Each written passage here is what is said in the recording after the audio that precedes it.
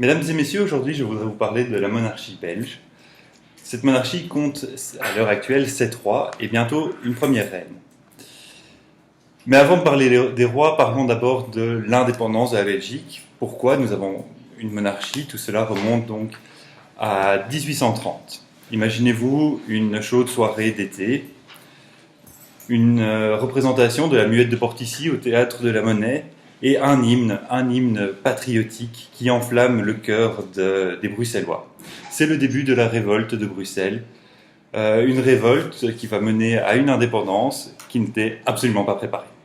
Le premier drapeau qui a été hissé sur la Grand Place était en fait un drapeau français retourné, et les révoltés ne disposaient que d'un canon mené par un unijambiste. J'aime à l'imaginer le visage un peu rougeau à force de boire trop de bière, avec un sabre un peu émoussé, sa jambe de bois et criant à tue-tête sur la place royale, faisant fuir étonnamment toute une garnison de Néerlandais qui stationnaient là. Les Néerlandais ne sont pas restés sans reste, ils ont répliqué à cette révolte et de partout de la Belgique actuelle, des personnes sont venues prêter main forte aux insurgés.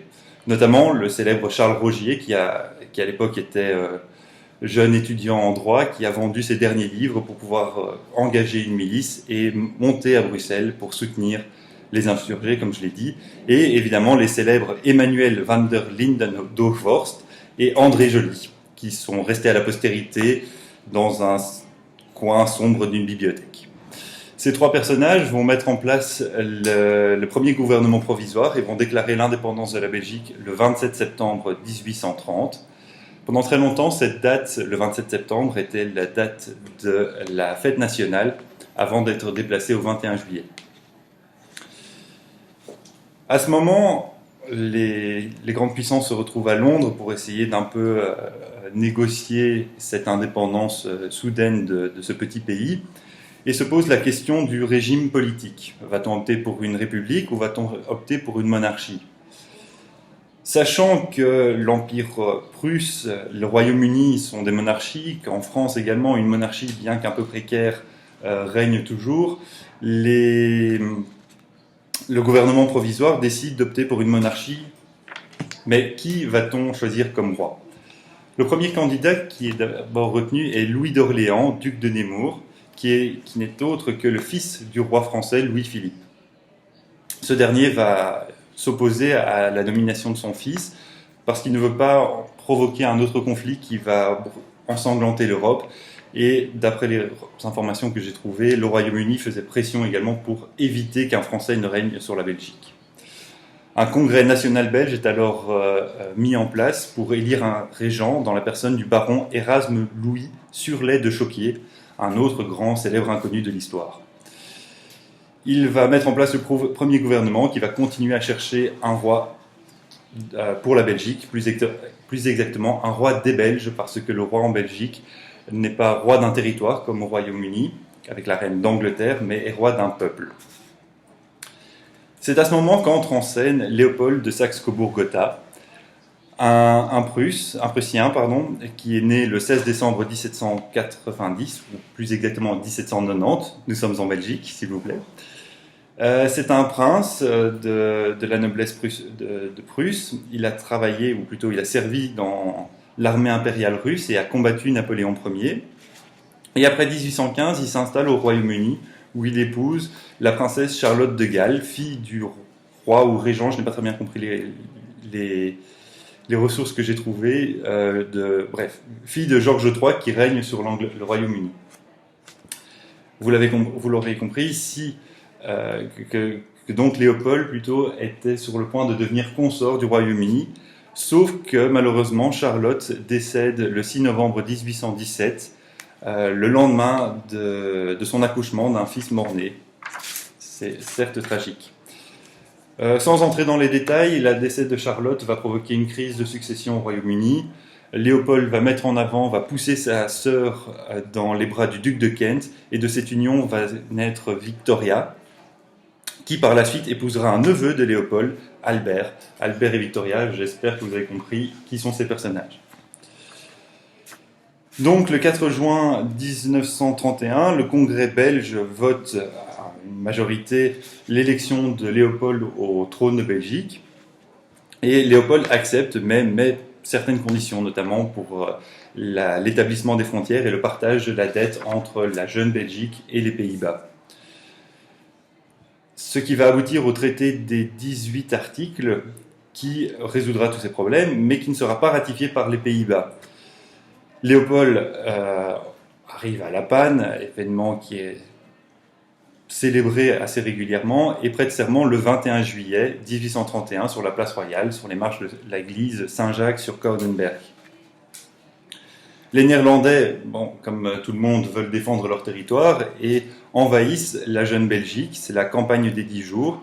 Et à ce moment, Léopold prend réellement les rênes de l'armée, chose qui est en fait inconstitutionnelle puisque le titre de chef des armées n'était en fait qu'un titre honorifique. En 1839, un accord est enfin signé entre les Pays-Bas et la Belgique. C'est le traité des 24 articles qui octroie l'indépendance à la Belgique. Léopold est veuf, mais toujours célibataire, et se pose la question de la dynastie. Il faut absolument qu'il épouse quelqu'un pour donner à la Belgique une dynastie. Et Léopold va se tourner vers Louise d'Orléans, fille de Louis-Philippe, encore lui. Donc, nous nous retrouvons avec une Belgique et à sa tête un roi originaire de Prusse, oncle de la reine d'Angleterre et beau-fils du roi des Français. Toutes les grandes monarchies, les grandes puissances voisines sont contentes et vont protéger évidemment la Belgique.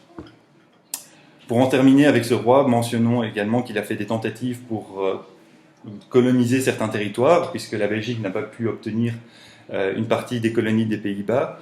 Il va tenter une aventure en Amérique centrale, une aventure en Chine, mais toutes vont se solder par un échec. Léopold Ier meurt le 10 décembre 1865 et succède alors son deuxième fils, Léopold. Quelle originalité! Léopold est en fait le deuxième fils, Léopold II est le deuxième fils de Léopold Ier, parce que le prince héritier, le premier fils plutôt de Léopold Ier était décédé à même pas 1 an.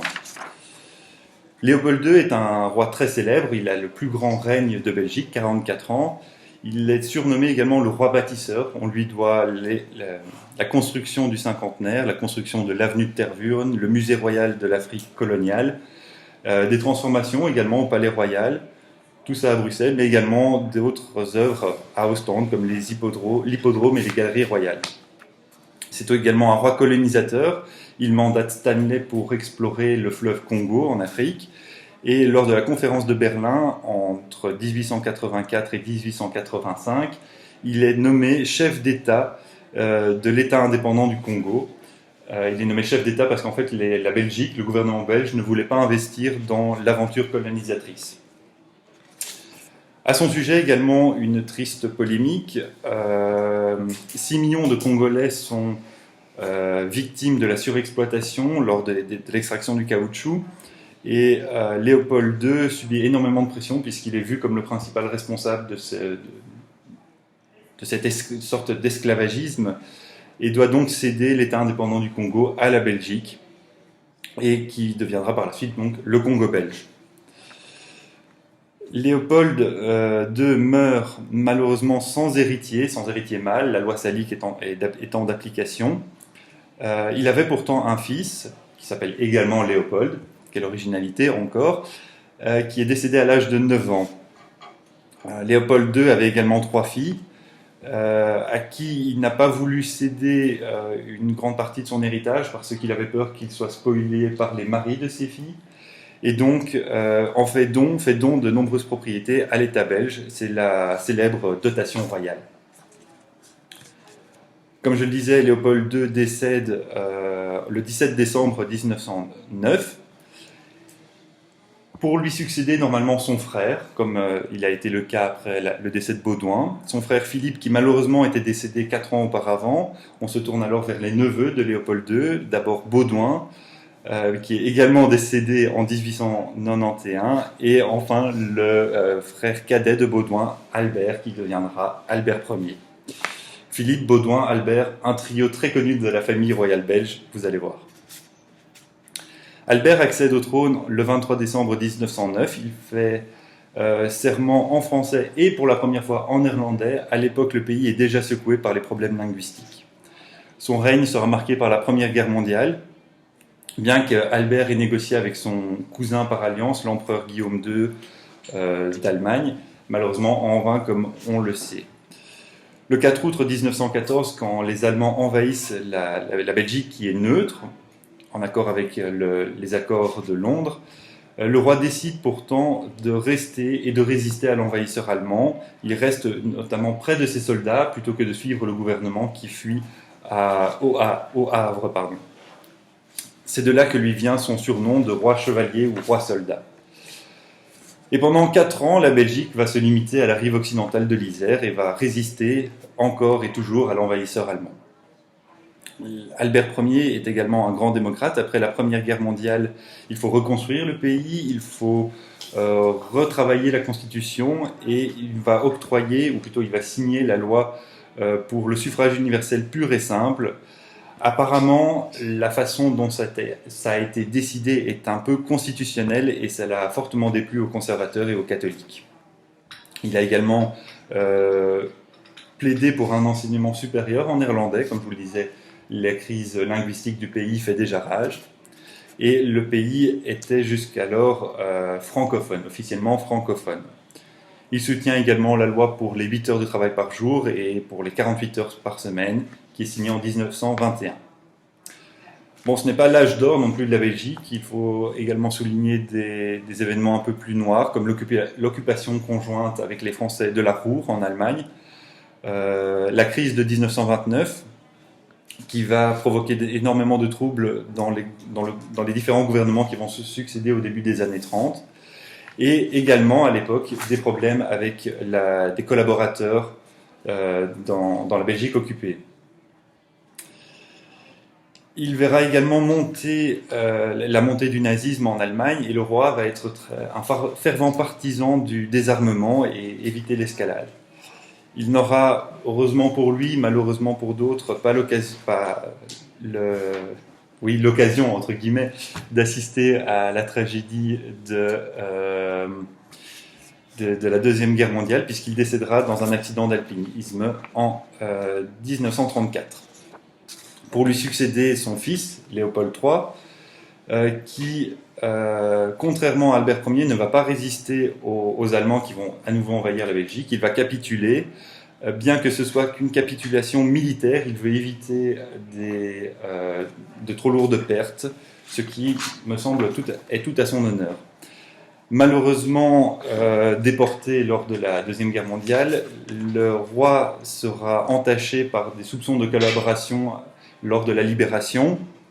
On ne sait pas très bien qu'est-ce qu'il faut faire de ce roi qui aurait peut-être collaboré, s'il faut oui ou non le remettre sur son trône, si oui ou non il a collaboré, et cela va enclencher un problème, la question royale comme on l'appelle, qui va durer près de 5 ans. À noter également que le frère du roi Charles, qui est nommé régent à cette époque, tente apparemment d'évincer son frère pour s'emparer de la couronne. Une grande fracturation dans le pays apparaît également. Les Flamands et les Wallons ne sont pas d'accord sur ce qu'il faut faire de ce roi collaborateur, entre guillemets. Certains votent pour son retour, d'autres non. D'après vous, qui vote pour? Eh bien, étonnamment, aujourd'hui, ce sont les Flamands qui ont voté pour un retour du roi, alors qu'aujourd'hui, ils sont fermement opposés à la monarchie. Et le roi est donc réintronisé, restitué. Mais, comme toujours en Belgique, rien n'est simple. Les Wallons vont s'insurger une nouvelle fois. Il y aura des grèves générales, des attentats. Il y a des projets pour un gouvernement wallon indépendant. Le pays est au bord de la guerre civile. Et Léopold III, pour essayer d'apaiser la situation, va abdiquer en faveur de son fils Baudouin. 1951, donc, abdication du roi et intronisation du 5e roi des Belges, Baudouin Ier, alors qu'il n'a même pas 21 ans. Baudouin a un règne très long, 42 ans. Ça fait combien de temps déjà ? Je finis vite. Je finis vite. Donc Baudouin un règne très long, marqué par également des crises politiques. Ce sera le premier roi qui sera également en impeachment, comme on le dirait en anglais. Il refuse de signer la loi sur l'avortement et le gouvernement trouve une parade pour pouvoir voter sans sa signature. Il meurt en 1993 et son frère Albert II lui succède. À la surprise générale, tout le monde pensait que ce serait le neveu de Baudouin, Philippe, qui abdiquerait. Vous voyez le triangle que j'ai mentionné plus tôt, Baudouin, Albert et Philippe reviennent à nouveau. Albert II, c'est un roi actuel, vous avez sans doute entendu parler de lui, les crises politiques qu'il a su gérer. Et à son sujet, notez qu'il y a une série télévision homonyme que je ne vous invite pas à regarder parce qu'elle n'est vraiment pas bien. En 2013, lui succède son fils, Philippe Ier, fortement critiqué parce qu'on dit qu'il est simplet, mais je pense personnellement qu'il s'en sort pas trop mal. Demain, comme je vous l'ai dit, on aura la première reine en Belgique, Elisabeth, et je vais clôturer ici. On me fait signe que cela fait trop longtemps. J'espère que vous aurez appris certaines choses sur la monarchie belge. J'espère que vous vous intéresserez peut-être à l'avenir à la monarchie belge et que vous irez voir plus en détail certains sujets mentionnés ici. Merci.